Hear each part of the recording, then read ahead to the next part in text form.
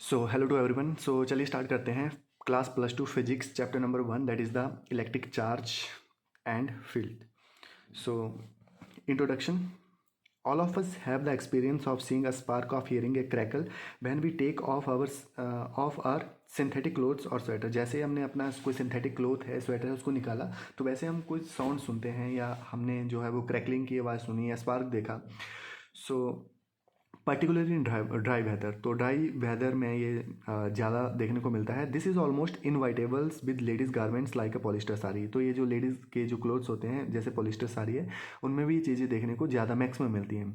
Have you ever tried to find any explanations for this phenomena? तो कभी आपने इस फिनोमेना को फाइंड आउट करने का कि इसके पीछे क्या रीज़न हो सकता है, क्यों हमें वो क्रैकलिंग की साउंड और ये स्पार्क देखने को मिला? आपने रीज़न फाइंड आउट करने की कोशिश करी। Another common example of electric discharge is the lightning that we see in the sky during the thunderstorm. तो जैसे गर्जना होती है, थंडरस्टॉर्म होता है, वैसे हम जो है वो लाइटनिंग देखते हैं। तो ये भी एग्जाम्पल है।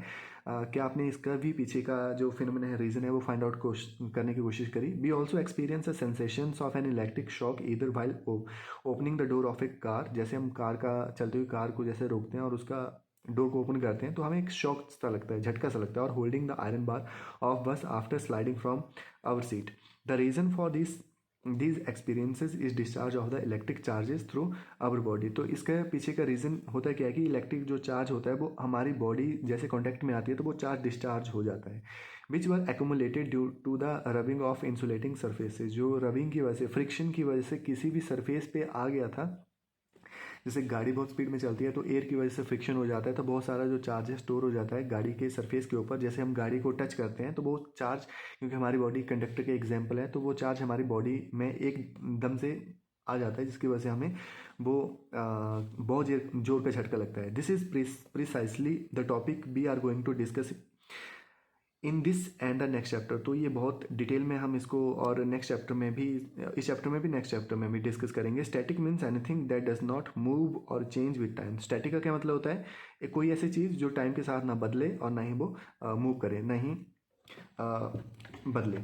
तो ये वर्ड लाइन थोड़ी सी इंपॉर्टेंट है, आप इसको जो है वो अंडरलाइन कर सकते हैं, क्योंकि साथ साथ में हम नोट्स भी बनाते जाएंगे। मैंने सारे चैप्टर के ऑलरेडी नोट्स बना दिए हैं। आपको अगर पूरे चैप्टर की वीडियो चाहिए तो आप मुझे प्लीज़ कमेंट सेक्शन में बताना, क्योंकि इस चैप्टर में मैं कंप्लीट वीडियो नहीं बना पाऊँगा।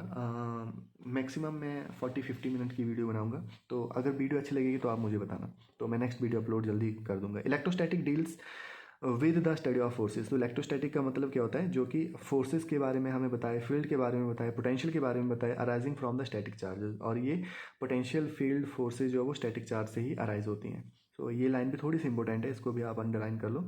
सो next one is the electric charges.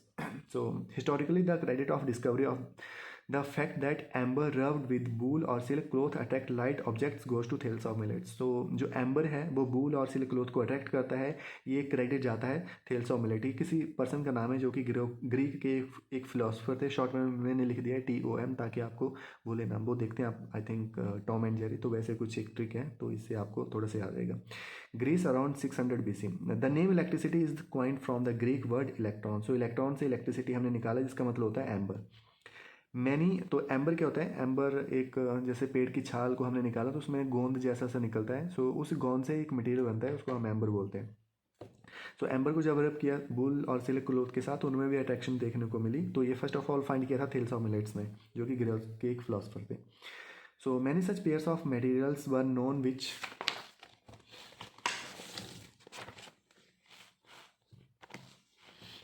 on rubbing could attract light objects like straw, pith ball, and bits of papers. You can perform the following activity at home to experience such an effect। तो आप घर में भी ऐसे बहुत सारी activity कर सकते हैं। ऐसा नहीं है कि सिर्फ ये एम्बर और बुल और सिल्क क्लोथ के साथ ही होता है। बहुत सारे ऐसे पेयर आप बना सकते हो जिनमें ये एक्सपेरिमेंट हो सकता है। तो ये घर में कर सकते हो आप इसको try. Cut out long thin strip of white paper and lightly iron them. तो इसमें ये सारी एक्टिविटी बता रखी है, तो मैं आपको डायरेक्ट डायग्राम से समझा देता हूँ ये होता क्या है। तो पहले तो एक दो लाइन यहाँ पे देख लो। It was observe that if two glass rods rubbed with the wool और silk cloth are brought close to each other. जैसे मैंने एक ग्लास रॉड को, जिसको मैंने सिल्क थ्रेड के साथ हैंग किया हुआ है, और इसको मैंने बूल या सिल्क क्लोथ के साथ रब कर दिया ग्लास रॉड को, और दूसरी ग्लास रॉड ली और उसको भी मैंने बूल या सिल्क क्लोथ के साथ रब कर दिया। अब दोनों में पॉजिटिव पॉजिटिव चार्ज आ गया रबिंग के कारण, दैट इज द फ्रिक्शन के कारण।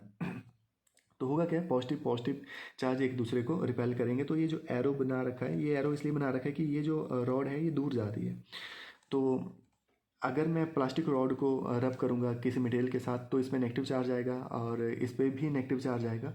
और जब इन दो प्लास्टिक रॉड को मैं पास लेके आऊँगा, फर्स्ट प्लास्टिक रॉड जो है वो सिल्क थ्रेड के साथ जो है वो हैंग की हुई है, तो ये प्लास्टिक रॉड जो है वो दूर चली जाएगी। मीन्स यहाँ पे भी रिपल्शन हो रहा है। लेकिन जैसे ही इस नेगेटिव चार्ज को, मीन्स प्लास्टिक रॉड को, और इस पॉजिटिव चार्ज को, मीन्स ग्लास रॉड को मैं पास लेके आऊँगा, यहाँ पे ग्लास रॉड है और प्लास्टिक रॉड है, दोनों को मैं पास लेके आया, तो यहाँ पे देखने को मिल रहा है कि ये जो ग्लास रॉड है ये प्लास्टिक रॉड की तरफ आ रही है। एरो का हेड जो है वो इस तरफ बना है। इट मीन्स दोनों में अट्रैक्शन हो रही है। तो यहाँ से हमने एक पॉइंट फाइंड आउट कर लिया कि अगर दो डिफरेंट चार्जेस हैं तो उनमें अट्रैक्शन होती है, और यहाँ पे अगर दो सेम चार्जेस हैं, क्योंकि यहाँ पे पॉजिटिव पॉजिटिव पॉजिटिव था, नेगेटिव नेगेटिव था, तो दोनों में रिपल्शन हुई और जो हम वो ये रॉड दूर भागी, यहाँ पे भी रॉड दूर भागी।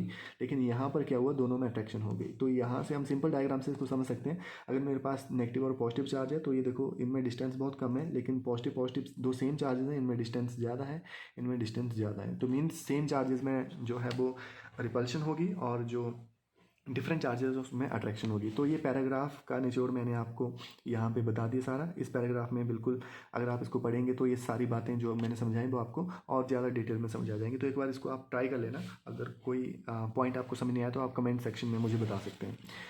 The property which differentiate the two kinds of charges is called the polarity of the charges. तो पोलैरिटी ऑफ चार्जेस क्या होते हैं, इसकी वजह से हम दो चार्ज को डिफ्रेंशिएट कर सकते हैं कि एक तरीके का चार्ज जो है वो पॉजिटिव है और एक तरीके का चार्ज जो है वो नेगेटिव है।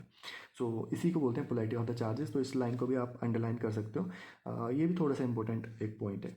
सो इसमें दे रखा है कि जब आप दो चीज़ों को रब करते हैं तो इतना ज़्यादा तो नहीं पढ़ने की ज़रूरत, क्योंकि मैंने एक शॉर्ट ट्रिक आगे बना रखा है, तो आप उसको अपने नोट्स में ऐड कर सकते हैं। तो उससे आपको क्लियर हो जाएगा कि जब दो चीज़ों को हम रब करते हैं तो कौन सी चीज़ में पॉजिटिव चार्ज आएगा और कौन सी चीज़ में नेगेटिव चार्ज आएगा। तो यहाँ पे जब हम नेक्स्ट पेज में पहुँचेंगे तो ये मैंने ऑलरेडी बना रखा है यहाँ पे, तो मैं इसको थोड़ा सा डिटेल में एक्सप्लेन कर देता हूँ। सो पहले यहाँ इन लाइन्स को पढ़ लेते हैं। सो Therefore, the charge were named as positive and negative by the American scientist Benjamin Franklin। हमने अभी यहाँ पे डिस्कस किया कि पोलैरिटी की वजह से हम चार्जेस को डिफ्रेंशिएट कर सकते हैं। सो यहाँ पर दो तरीके के चार्ज हमने देखे, पॉजिटिव चार्ज है, नेगेटिव चार्ज है। तो उसका जो फर्स्ट नाम दिया वो बेंजामिन फ्रैंकलिन ने दिया। ये थोड़ा सा इंपॉर्टेंट लाइन है, तो क्वेश्चन आपको डायरेक्ट आ सकता है एमसीक्यू में कि फर्स्ट टाइम जो है पॉजिटिव और नेगेटिव नाम जो है वो चार्जेस को किसने दिया था, तो ये बेंजामिन फ्रैंकलिन ने दिया था। We know that when we add a positive number to a negative number of the same magnitude, अगर मैं दो चार्जेस को लूँ और उनका मैग्नीट्यूड सेम है, मीन्स जो है वो मैग्नीट्यूड क्या होता है, मीन्स कोई एक नंबर है, जैसे मैंने 2 चार्ज लिया पॉजिटिव और 2 चार्ज लिया नेगेटिव, तो दोनों को जब मैं ऐड करूंगा तो ये एल्जेब्रिकली ऐड हो जाते हैं और इनका सम जो है वो 0 आएगा। This might have been the philosophy naming the charges and positive and negative by convention the charge on glass rod और cats fur is called the positive and that of plastic rod और silk is termed as negative. So ऐसा कुछ नहीं है कि हमने जो बहुत सारे एक्सपेरिमेंट किया था पॉजिटिव नेगेटिव चार्ज दिया, ऐसा कुछ नहीं है। हमने बाय कन्वेंशन ऐसे ही पॉजिटिव एक चार्ज को पॉजिटिव नाम दे दिया और दूसरे चार्ज को हमने नेगेटिव चार्ज दे दिया। If an object possesses an electric charge it is said to be the electrified और चार्ज। अगर किसी ऑब्जेक्ट में थोड़ा सा चार्ज हमें दिख रहा है, उस वो एक्सपेरिमेंटली हमें फील हो रहा है, तो हम उसको बोल सकते हैं कि वो बॉडी जो है वो इलेक्ट्रीफाइड है और या तो उस बॉडी पे चार्ज है। When it has no charge, जब उस बॉडी पे कोई चार्ज नहीं होगा तो उसको हम बोलेंगे कि वो बॉडी न्यूट्रल है। तो ये जो पैराग्राफ दे रखा है वो इलेक्ट्रिसिटी और एक्चुअल मैग्नेटिज्म के बीच में रिलेशन को शो कर रहा है, जो कि हम इलेक्ट्रोमैग्नेटिज्म एक टर्म हम डिस्कस करेंगे। एक फिफ्थ हमारा यूनिट भी है, that is the electromagnetic waves. तो पहले हम फर्स्ट चैप्टर में electricity that is the static electricity के बारे में डिस्कस करेंगे, फिर आफ्टर दैट हम इलेक्ट्रिक करंट के बारे में डिस्कस करेंगे, फिर मैग्नेटिज्म के बारे में डिस्कस करेंगे। फिर सारी चीज़ें हम इलेक्ट्रिसिटी और मैग्नेटिज्म की क्लियर हो जाएंगी। उसके बाद हम जो हमारे आने वाले यूनिट्स हैं उसमें हम इलेक्ट्रोमैग्नेटिज्म मीन्स दोनों को कंबाइन कर देंगे। तो एक क्वेश्चन भी आता है कि फर्स्ट टाइम इलेक्ट्रिसिटी और मैग्नेटिज्म के बीच में रिलेशन किसको पता चला था।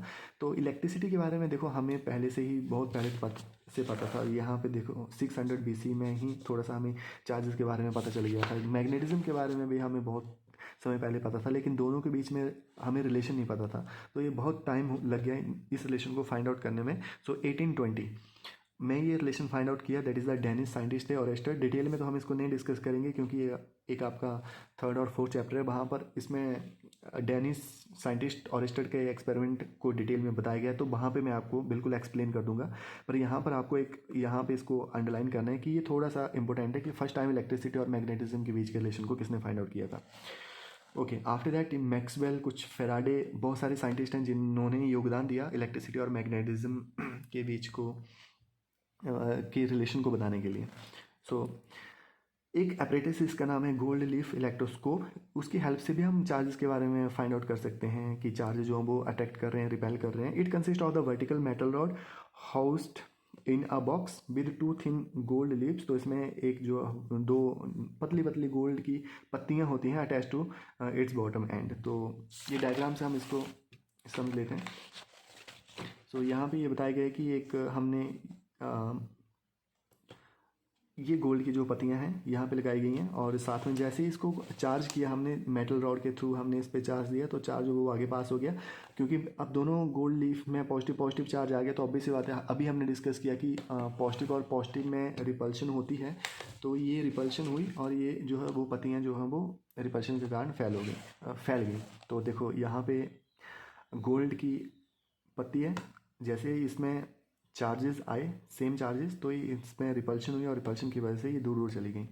सो इस पैराग्राफ में, इस पूरे पेज में बिल्कुल ये सारी चीज़ें दे रखी हैं जो मैंने आपको एक्सप्लेन कर दी। तो इसको बिल्कुल डिटेल में तो पढ़ने की ज़रूरत नहीं है। वैसे भी ये 10th क्लास में आपने ऑलरेडी डिस्कस किया होगा अपने टीचर के साथ, तो ये तो बहुत ज़्यादा इंपॉर्टेंट नहीं है। जो इसका निचोड़ था इस पूरे टॉपिक का और पूरे पेज का, वो मैंने आपको दे दिया। नेक्स्ट वन इज़, अच्छा यहाँ पे एक और इम्पोर्टेंट कंसेप्ट है electrical series.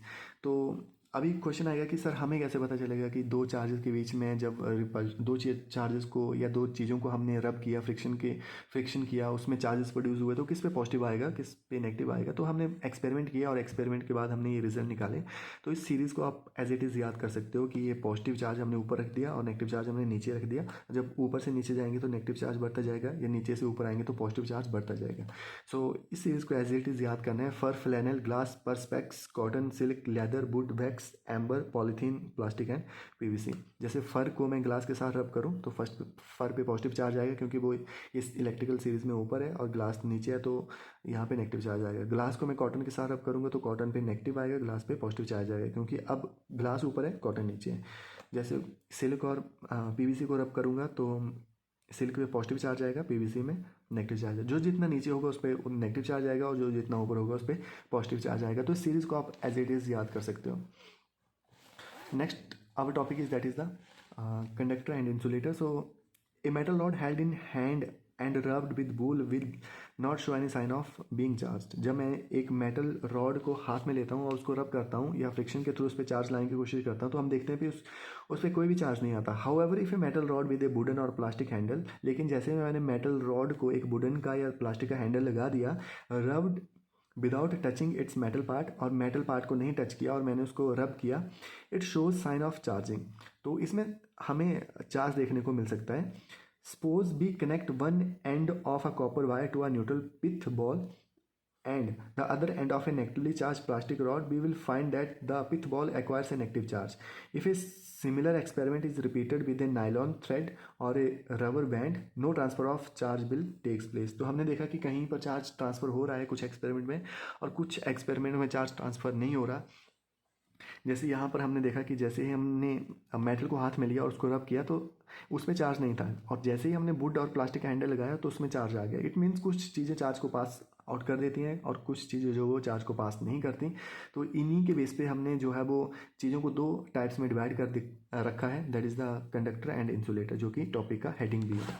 Some substances readily allow passage of electricity through them. कुछ चीज़ें अपनी अंदर से ईजिली इलेक्ट्रिक करंट को पास होने देती हैं, अदर डू नॉट, और कुछ नहीं पास होने देती। Those which allow electricity to pass through them easily are called conductor. और जो चीज़ें अपने अंदर इलेक्ट्रिसिटी को ईजिली पास होने देती हैं उनको हम बोलते हैं conductor. They have electric charges, electrons, they are comparatively free to move inside the material. तो उनके अंदर एक कुछ चार्जेस होते हैं, उनको हम इलेक्ट्रॉन बोलते हैं, और वो फ्रीली मूव करते हैं मटेरियल के अंदर, जो कि एक कंडक्टर है। Metals, human and animals body and earth और example of conductor. So metal conductor का एग्जाम्पल है, human body, animal body, earth, सब कंडक्टर का एग्जाम्पल है। लेकिन हम इंसुलेटर की एग्जाम्पल भी साथ में देख लेते हैं। So non metal like glass, porcelain, plastic, nylon, wood offer high resistance. क्योंकि ये जो नॉन मेटल हैं जैसे ग्लास है, प्रोसिलिन है, प्लास्टिक, नायलॉन, वुड, ये बहुत सारी इसमें मैक्सिमम रेजिस्टेंस होती है जिसकी वजह से ये चार्जेस को आगे पास होने नहीं देती, और जो चीज़ें चार्जेस को पास होने नहीं दे उनको हम बोलते हैं insulator. Most substances fall into one of the two classes stated above. तो ये जो चीज़ें हमने ऊपर बता रखी हैं, एग्जाम्पल दे रखे हैं, ये जो चीज़ें हैं वो टू पार्ट्स में हम इनको डिवाइड कर सकते हैं, that is the conductor and insulator. So conductor की डेफिनेशन अब आपको क्लियर होगी। कंडक्टर जिसके अंदर चार्ज इजिली पास हो जाता है, और इंसुलेटर जिसमें हाई रेजिस्टेंस होती है, चार्ज इजिली पास नहीं कर सकता। Okay, so when some charge is transferred to a conductor, it readily gets distributed over the entire surface.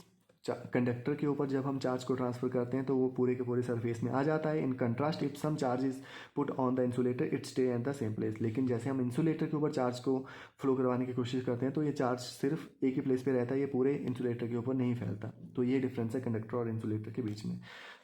उसके बाद when we bring a charged body in contact with the अर्थ के पास हम charge body को लेके आते हैं, all the excess charges on the body disappears. तो जितना भी एक्सेस चार्जेस हैं वो बॉडी के ऊपर जो है वो डिसअपीयर। ये आपको लाइन जो है वो अंडरलाइन करनी है, यहाँ पे एक्सेस चार्ज लिखा है, सारा का सारा नहीं, जो एक्सेस है, ज़्यादा चार्ज है वो डिसअपीयर होता है, खत्म होता है। By causing a momentary current to pass to the ground through the connecting conductor such as our body. This process of sharing the charges with the earth is called the grounding और earthing. So जो भी body के ऊपर access charge होगा, मान लिया हमने touch कर दिया, बिकॉज वी ऑलरेडी नो हमारी बॉडी भी एक कंडक्टर का बेस्ट एग्जाम्पल है। तो जैसे हमने एक्सेस चार्ज उसको टच किया, वो चार्ज हमारी बॉडी के थ्रू अर्थ में चला गया। तो मैक्सिमम चार्ज को अर्थ में ले जाने के लिए हम एक वायर का यूज़ करते हैं, that is known as the earth wire. तो जो भी a thick metal plate is very deep into the earth and thick wires are drawn from this plate. These are used in buildings for the purpose of earthing near the mains supply. तो mains जो supply होती है उसके आसपास हम एक earth wire भी लगाते हैं, और वो जो है वो अर्थ के अंदर वायर मूव करती है ताकि जो एक्सेस चार्ज है वो सारा का सारा अर्थ के अंदर चला जाए। तो वायर तीन तरीके से हमने डिवाइड कर दिया। मेन्स सप्लाई से तीन तरीके के वायर आएंगे, लाइव, न्यूट्रल एंड अर्थ। तो लाइव वायर और न्यूट्रल वायर मेन वायर्स होते हैं, और अर्थ जिसको हम जो है वो एक्सेस ऑफ चार्ज को पास कर देते हैं अर्थ के अंदर। The first two carry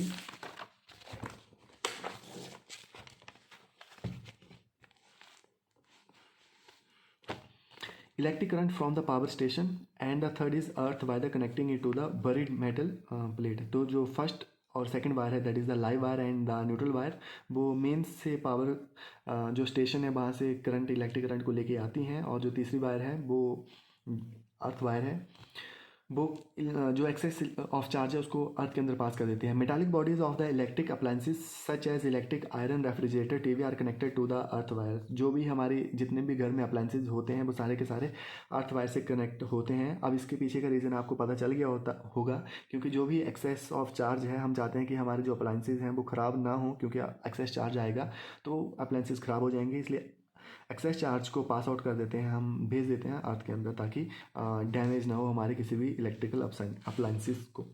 next topic is the charging by induction. तो हमने दो तरीके के मेथड पढ़े जिसके थ्रू हम बॉडी के अंदर चार्ज को प्रोड्यूस कर सकते हैं। First one is the friction, जो हमने रबिंग के थ्रू पढ़ा। Second one is the conduction. Conduction भी बॉडी को टच करके अगर चार्ज को प्रोड्यूस कर सकते हैं, that is the conduction. And the induction हम देख लेते हैं, तो इसको बिल्कुल डिटेल में देखते हैं। Charging by induction. सो ये देखो यहाँ पे कुछ डायग्राम्स बना रखे हैं, इन डायग्राम्स को मैं आपको एक्सप्लेन कर देता हूँ ताकि ये जो पैराग्राफ हम रीड करेंगे तो उसमें आपको कोई भी डाउट ना बचे। तो दो ये मेटल के स्फीयर है, मेटल मीन्स ये कंडक्टर है, और साथ में हमने इनको ज्वाइन कर रखा है इंसुलेटर ऑब्जेक्ट के साथ। तो ये इंसुलेटर है, इनके नाम रख दिया हमने मेटल स्फीयर के ए एंड बी। मैंने एक मेटल रॉड लाई जिसपे पॉजिटिव चार्ज था, तो ऑब्वियस सी बात है मेटल का जो बॉल है, स्फीयर है, इसका जो नेगेटिव चार्ज है, क्योंकि पॉजिटिव और नेगेटिव एक दूसरे को अट्रैक्ट करते हैं, हमें ऑलरेडी पता है। सो पॉजिटिव और नेगेटिव ने एक दूसरे को अट्रैक्ट किया, तो जो जितना भी पॉजिटिव चार्ज था, क्योंकि ये दोनों एक दूसरे से यहाँ पे देखो टच में है, तो ये सारा का सारा पॉजिटिव चार्ज, क्योंकि पॉजिटिव और पॉजिटिव रिपेल हो गया, डिस्टेंस जो है वो मैक्सिमम हो गया इन दोनों के बीच में, तो ये पॉजिटिव जो है वो दूर भाग गया, और जो नेगेटिव जितना भी था वो सारा का सारा पॉजिटिव के पास आ गया। तो मतलब ए में पॉजिटिव चार्ज आ गया, नेगेटिव चार्ज आ गया, और बी में पॉजिटिव चार्ज आ गया। अब वैसे हमने इनको थोड़ा सा इनमें के बीच में डिस्टेंस को इंक्रीज़ कर दिया, तो नेगेटिव चार्ज जो है वो मेटल स्फीयर ए पर रहा और बी पर पॉजिटिव चार्ज हो गया। अब हमने इस मेटल रॉड को हटा दिया, जब इसको हटाया तो ये नेक्स्ट केस है, क्योंकि अब हमें पता है कि पॉजिटिव और नेगेटिव एक दूसरे को अट्रैक्ट करेंगे, तो यहाँ पे दोनों में अट्रैक्शन हुई और दोनों आसपास आ गए। क्योंकि ये टच नहीं है तो चार्ज जो है वो ट्रांसफ़र नहीं होंगे। और उसके बाद हमने डिस्टेंस को थोड़ा सा और इंक्रीज़ कर दिया, यहाँ पे थोड़ा सा डिस्टेंस ज़्यादा है, यहाँ पे थोड़ा सा डिस्टेंस कम है, तो ये नेगेटिव चार्ज जो पूरे स्फीयर पे फैल गया और ये पॉजिटिव चार्ज जो पूरे स्फीयर पे फैल गया। तो इसी को बोलते हैं हम इंडक्शन। इंडक्शन का मतलब होता है किसी भी ऑब्जेक्ट में चार्ज को लाना विदाउट टचिंग इट, किसी भी ऑब्जेक्ट को बगैर टच करे उस पर चार्ज को प्रोड्यूस कर देना, यही हम इंडक्शन मेथड में पढ़ते हैं। तो चार्जेस को प्रोड्यूस करने के हमने 3 मेथड डिस्कस कर लिए। शॉर्ट ट्रिक है FCI, that is the friction, conduction and induction. I hope this is clear to you all. Now the next topic is, ये NCERT का क्वेश्चन है। ये तो बहुत सिंपल, अगर आपको ये topic friction, conduction and induction clear हो गया तो ये क्वेश्चन भी आपको क्लियर हो जाएगा। How can you charge a metal sphere positively without touching it. तो क्वेश्चन है कि मेटल स्फीयर पे आपने पॉजिटिव चार्ज लाना है और टच भी नहीं करना है, तो इन तीनों में से कौन सा मेथड यूज़ होगा, that is the induction method. तो इसमें करेंगे क्या, हमें पॉजिटिव चार्ज लाना है मेटल स्फीयर पे, तो ऑब्वियस सी बात है, तो मेटल रॉड पे कौन सा चार्ज होगा, that is the negative charge. तो हमने देखो इसको डायग्राम से हम एक्सप्लेन कर सकते हैं। सो ये मेटल का जो स्फीयर हमने यहाँ पे रखा और ये साथ में इंसुलेटिंग ऑब्जेक्ट है ताकि चार्ज आगे पास ऑन ना हो। और सेकंड स्टेप में हमने इस पर नेगेटिव चार्ज मेटल रॉड पास में लेके आ गए, तो नेगेटिव ने पॉजिटिव को अट्रैक्ट कर लिया और नेगेटिव जो है वो दूर भाग गया। अब मुझे सिर्फ इस पर पॉजिटिव ही चार्ज लाना है, नेगेटिव नहीं लाना, तो मैंने क्या किया, इसको अर्थनिंग कर दिया। तो हमने देखा है अर्थनिंग क्या होता है, एक्सेस ऑफ इलेक्ट्रॉन या एक्सेस ऑफ चार्ज जो है वो दूर भाग जाता है। तो ये जो नेगेटिव चार्ज था वो अर्थनिंग में चला गया। पॉजिटिव क्यों नहीं गया, क्योंकि पॉजिटिव को नेगेटिव ने ऑलरेडी अट्रैक्ट कर रखा है। तो अब मैंने अर्थनिंग को हटा दिया और नेक्स्ट स्टेप में यहाँ पे अर्थनिंग हट गई है। सेकंड उसके नेक्स्ट स्टेप में हमने इस मेटल रॉड को भी हटा दिया, तो ये पॉजिटिव चार्ज जो था वो पूरे मेटल स्फीयर में फैल गया। और यही क्वेश्चन की डिमांड थी कि हमने किसी भी ऑब्जेक्ट को टच नहीं करना है, मींस इंडक्शन मेथड अप्लाई करना है और उस पर पॉजिटिव चार्ज भी लाना है। तो आपको आई होप ये क्लियर हो गया होगा। अगर फिर भी कोई डाउट है तो आप कमेंट सेक्शन में बताइए, मैं उस डाउट को रिमूव करने की कोशिश करूँगा। सो शॉर्ट ट्रिक भी मैं आपको साथ साथ में बताता जा रहा हूँ ताकि आपको जो है वो कंसेप्ट और ज़्यादा डिटेल में याद हो जाए। और साथ में आप नोट्स भी बनाते चलना, बुक में ही NCERT में नोट्स बना लो, ताकि जब भी आप नेक्स्ट टाइम फाइनल टाइम में या जब भी रिवीजन करो तो आपको जो है वो ईजी से ये सारी चीज़ें जो है वो याद आ जाएँ।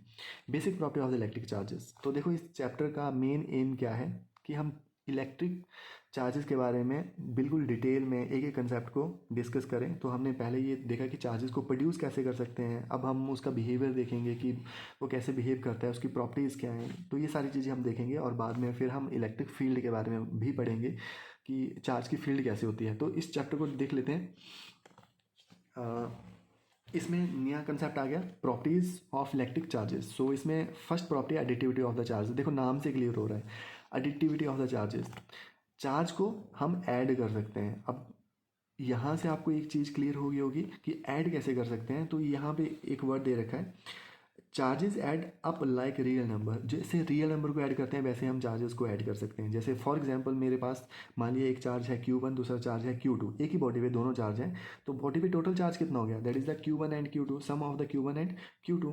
ओके, सो सपोज करो किसी बॉडी के ऊपर जो है वो चार्ज है n charge, that is the Q1 Q2 Q3 so on up to Qn। तो टोटल चार्ज कितना हो गया, Q1 plus Q2 plus Q3 plus Q4 plus on up to Qn। तो आपने ये लाइन याद रखनी है कि चार्जेस ऐड अप लाइक का रियल नंबर्स। ओके, जैसे फॉर एग्जांपल किसी ऑब्जेक्ट पे चार्ज है 1 2 -3 +4 -5, तो इनको जब ऐड करेंगे तो ये 1 + 2 3 हो जाएगा, 4 3 + 4 7 और 5 6 7 8, तो ये 8 हो जाएगा, +7 है और -8 है, तो टोटल चार्ज कितना बन जाएगा, बच जाएगा, दैट इज़ द -1। तो this is the additivity of the charge. वैसे मैंने एक शॉर्ट ट्रिक भी बना रखा है, इससे भी आप जो है वो चार्ज की प्रॉपर्टी को रिमेंबर याद कर सकते हैं, that is the ACQ। A means additive, C means conserved and Q means quantization. तो चार्ज की बेसिकली मेन हम 3 प्रॉपर्टी को डिस्कस करेंगे, that is the additive property जो हमने डिस्कस कर ली, कंजर्वेटिव प्रॉपर्टी जो अभी डिस्कस करने वाले हैं, और एक होती है क्वांटाइजेशन ऑफ द चार्जेस। तो सेकंड प्रॉपर्टी को हम डिस्कस कर लेते हैं, that is the charge is conserved. तो the total charge of an isolated system is always conserved. एक कोई आइसोलेटेड सिस्टम है, आइसोलेटेड मीन्स अकेला सिस्टम है जिसका हमने सारी चीज़ें कांस्टेंट कर रखी हैं, तो उसका चार्ज भी जो है वो कंजर्व रहेगा। फॉर एग्जांपल मैं आपको एग्जांपल से इसको क्लियर करवाता हूँ। मान लिया ये रूम है, तो इसमें ये दो ऑब्जेक्ट हैं, अगर मैं इनको रबिंग करूं तो हो सकता है रबिंग फ्रिक्शन से इन दोनों में चार्ज प्रोड्यूस हो गए हो, तो इसने अपना चार्ज हो सकता है इसको दिया हो, इसने अपना चार्ज इसको दिया हो, लेकिन total charge of the system, इस कमरे का जो चार्ज है वो तो सारा का सारा जो है वो कंजर्व है, वो चार्ज थोड़ा चेंज हुआ क्योंकि वो कमरे के अंदर ही है, ये ऑब्जेक्ट भी कमरे के अंदर है, तो इसको बोलते हैं हम charges always conserve of an body. Charge हमेशा कंजर्व रहता है, मतलब वो कभी कम नहीं होता, घटता नहीं है, ना ही बढ़ता है। तो next one is the quantization of the charge. So quantization के लिए हमने एक प्रॉपर्टी को याद करना है, that is the Q is equal to N E, this is the formula of quantization of the charge. So experimentally it is established that all free charges are integral multiple और basic unit of charge denoted by E. सारे के सारे charge होते हैं वो एक basic charge ई का integral multiple होते हैं। सो बेसिक चार्ज हमें पता है जो चार्ज इलेक्ट्रॉन पे होता है, ये बेसिक चार्ज दे रखा है, that is the 1.60219 into 10⁻⁹ coulomb, ये बेसिक चार्ज है। तो इसको जब हम मल्टीप्लाई करेंगे with n, where n is may be positive और नेगेटिव, कोई भी इंटीजर हो सकता है एन, तो इसके साथ मल्टीप्लाई करेंगे तो वो हमें मिल जाएगा quantization of the charge. Okay, तो चार्ज की तीन प्रॉपर्टी हमने डिस्कस कर ली, that is the A C Q, that is the additive, conserved and quantization. So here N is the integer, positive और नेगेटिव हो सकता है। The basic unit of charges that the electron or proton carries. By conventions, the charge on an electron is taken as negative and therefore the charge on proton is taken as positive. So conventions के through हमने electron पे negative ले लिया और proton पे positive charge ले लिया. The fact that electric charge is always an integral multiple of E is termed as quantization of the charge. There are a large number of situations in physics where certain physical quantities are quantized. The quantization of the charge was first suggested by the experimental law of electrolysis discovered by English experimentalist Faraday. तो Faraday ने सबसे पहले ये चीज़ें हमें quantization of charge के बारे में बताया था और बाद में इसको एक्सपेरिमेंटली डेमोन्स्ट्रेट किया मिलिकन ने 1912 में। तो ये भी लाइन को आप अंडरलाइन कर लो, ये भी एमसीक्यू में आपको क्वेश्चन आ सकता है कि एक्सपेरिमेंटली डेमोन्स्ट्रेट किसने किया, फर्स्ट टाइम किसने बताया। सो next one is the international unit of charge is coulomb. So coulomb से हम चार्ज का यूनिट डिनोट करते हैं कैपिटल सी से। सो 1 कूलम का डेफिनेशन क्या होता है, क्योंकि +2 में हम, या आपने लोअर क्लास 10th में भी देखा होगा कि जो करंट होता है उसका फॉर्मूला होता है I is equal to Q upon T, फिर I is the current, Q is the charge and T is the time. So current का यूनिट होता है एम्पियर, चार्ज का यूनिट होता है कूलम और टाइम का यूनिट होता है सेकंड। तो मैं इसको अरेंज करूँ तो सेकंड इस साइड आ गया, so ampere second is equal to coulomb. सो यहाँ पे मैंने 1 वैल्यू रख दी, तो 1 कूलम क्या होता है 1 एम्पियर इंटू 1 सेकेंड, मतलब किसी वायर में 1 सेकंड में 1 एम्पियर का करंट फ्लो कर रहा है तो उसको हम बोलते हैं 1 कूलम। सो यही डेफिनेशन है, 1 coulomb is the charge flowing through a wire in 1 second. 1 coulomb क्या होता है, किसी वायर में 1 सेकंड में if the current is 1 ampere, 1 ampere का करंट फ्लो कर रहा है तो उसको हम बोलते हैं 1 कूलम। ओके, और बेसिक हमने बता दिया चार्ज ई की वैल्यू कितनी होती है 1.6 इंटू 10⁻⁹ कूलम। और यहाँ से हम ये भी निकाल सकते हैं कि 1 कूलम में कितना चार्ज होता है, तो ये फॉर्मूला है Q is equal to N e, इस फॉर्मूले से हम निकाल सकते हैं। सो हमें दे रखा है कि क्वेश्चन है कि 1 कूलम में कितना चार्ज होता है, मीन्स हमने Q की वैल्यू निकालनी है और सॉरी एन की वैल्यू निकालनी है, Q की वैल्यू ऑलरेडी दे रखी है, E की वैल्यू हमें ऑलरेडी पता है। सो Q की वैल्यू दे रखी है, that is the 1 coulomb is equal to n जो कि हमें फाइंड आउट करना है, और E जो कि बेसिक चार्ज है 1.6 इंटू 10⁻⁻⁹ कूलम। ओके, सो ये आ गया, that is the 1 coulomb upon 1.6 into 10⁻⁻⁹ coulomb which is equal to n. तो यहाँ से कूलम कैंसिल हो गया, तो इसको अगर मैं पॉइंट हटा दूँ तो यहाँ पे आ जाएगा 10/16 into 10⁻⁹। Okay, so we already know, ये तो 10 छोटा है और 16 बड़ा है, तो मैं यहाँ इस 19 को भी ऊपर लेके आता हूँ, तो ये बन गया। देखो इसको मैं ऐसे लिख सकता हूँ, चलो एक स्टेप मैं एक्स्ट्रा ऐड ही कर दूंगा, 10 इंटू 10⁻⁻⁹। जब ये ऊपर आ गया न्यूमरेटर में तो माइनस हो गया और ये 16। नेक्स्ट स्टेप में आप यहाँ से अगर मैं एक ज़ीरो यहाँ को लेके जाऊँगा तो ये क्या बन जाएगा, दैट इज़ द 100 बना दिया मैंने इंटू 10⁻⁻18 अपॉन 16।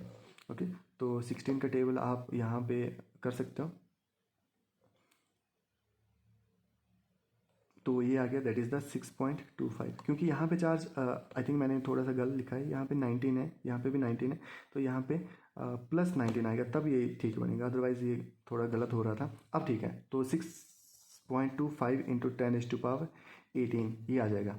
ओके, सो इलेक्ट्रॉन, सो एन की वैल्यू आ गई 6.25 इंटू 10⁻18। यहाँ पे ध्यान रखना, यहाँ पे ये नेगेटिव चार्ज है।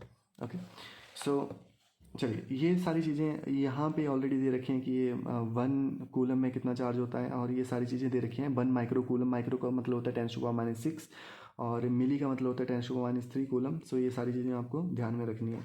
ओके, सो 1 माइक्रो कूलम में अगर मैं इलेक्ट्रॉन की बात करूँ तो एक इलेक्ट्रॉन पे जितना चार्ज होता है उसका 10⁻13 टाइम्स जो होता है वो 1 माइक्रो कूलम में होता है। मतलब 1 माइक्रो कूलम भी बहुत बड़ी यूनिट है चार्ज की। ओके, सो नेक्स्ट टॉपिक देखते हैं। ओके, सो एनसीईआरटी के कुछ क्वेश्चंस यहाँ पे आ गए हैं। So if 10⁻9 electrons move out of a body to another body every second, हर एक सेकंड में 10⁻9 इलेक्ट्रॉन रिमूव हो रहे हैं किसी ऑब्जेक्ट से, तो बताओ कि एक कूलम का जो चार्ज रिमूव होने में कितना टाइम लगेगा। तो इस क्वेश्चन को मैं यहाँ पे करवा देता हूँ आपको। तो शॉर्ट में हम इस क्वेश्चन को कर सकते हैं। सो वी ऑलरेडी नो एक कूलम में चार्ज कितना होता है, दैट इज़ द 6.25 इंटू 10⁻18। एक कूलम में इतने इलेक्ट्रॉन होते हैं। सो यहाँ से बोला कि अगर आप रिमूव करते हैं 10⁻9 इलेक्ट्रॉन हर एक सेकेंड, सो 6.25 इंटू 10⁻18 अपॉन 10⁻9, तो ये कितना आ गया, दैट इज़ द ये 6.25 इंटू 10⁻18 माइनस 9, ये आ गया 6.25 इंटू 10⁻9। ओके, सो इतना हमारे पास चार्ज बचेगा। तो ये तो हो गया हर एक सेकंड में जो रिमूव हो रहा है, लेकिन अगर हम इसको ईयर वाइज कैलकुलेट करें तो ये आ जाएगा, दैट इज़ द 365 एक साल में दिन होते हैं, प्लस 24 एक दिन में आर होते हैं, प्लस इंटू 60 जो है वो एक आर में मिनट होते हैं, एंड इंटू 60 ये सेकंड हो गए। जब इसको टोटल कैलकुलेट करोगे आप तो आपके पास आंसर आ जाएगा अप्रॉक्स जो है वो 98 और 200 के आसपास आ जाएगा। ओके, तो ये आपको ध्यान में रखना है।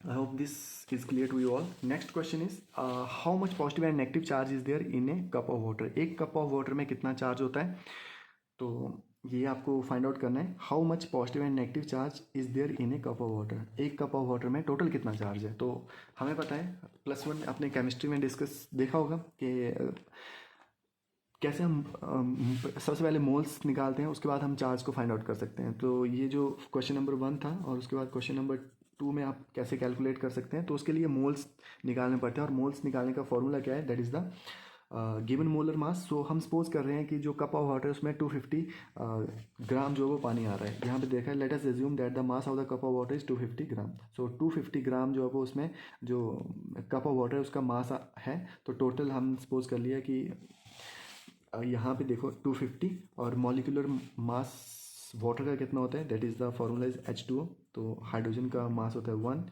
इंटू, अगर 2 हाइड्रोजन है, प्लस ऑक्सीजन का एटॉमिक मास होता है 16, तो ये टोटल आ गया 18। So given upon actual molar mass into Avogadro number 6.02 into 10⁻23 के आसपास ही आ जाएगा 23। तो इंटू हमें पता है कि इलेक्ट्रॉनिक चार्ज भी हमने यहाँ पे कैलकुलेट करना है, तो 1.6 इंटू 10⁻, यहाँ पे आ जाएगा -19 इंटू एक इलेक्ट्रॉन पे चार्ज है, इंटू सपोज करो कि टोटल जो एटम हैं वो कितने हैं वाटर के अंदर। तो ऑक्सीजन एटॉमिक नंबर इज, और सॉरी नंबर ऑफ चार्ज कितना है, दैट इज़ द एक वाटर का जो मॉलिक्यूल है उसके अंदर, तो ये आ गया इसके अंदर 1 इंटू 2 प्लस 8, तो टोटल चार्ज आ गया दैट इज़ द 10। सो यहाँ पे हमने 10 से मल्टीप्लाई कर दिया। इसको जब हम सॉल्व करेंगे तो ये आंसर आएगा 1.74 इंटू 10⁻7 के आसपास। सॉल्व करके आप देख सकते हैं, तो आपके पास ये आंसर आ जाएगा। ओके, सो टोटल चार्ज जो आएगा वो इतना आ जाएगा 1.74 इंटू 10⁻7 कूलम के आसपास।